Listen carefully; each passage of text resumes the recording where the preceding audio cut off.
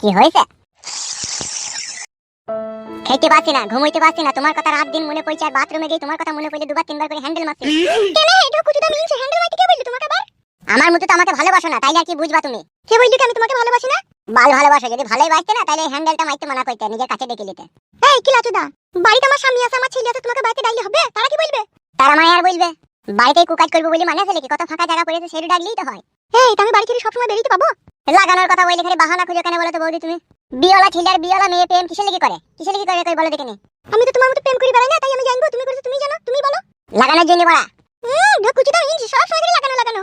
তা কি করব, লাগাবো না তো হ্যান্ডেল মারবো নাকি বড়া? এই যা বলবে তাড়াতাড়ি বলো, তোমার দাদা বাজার গিয়েছে, এখনি বাড়ি চলে আসবে। কুকাজ করবো ওই ঝুঁকার আড়ালে চলো।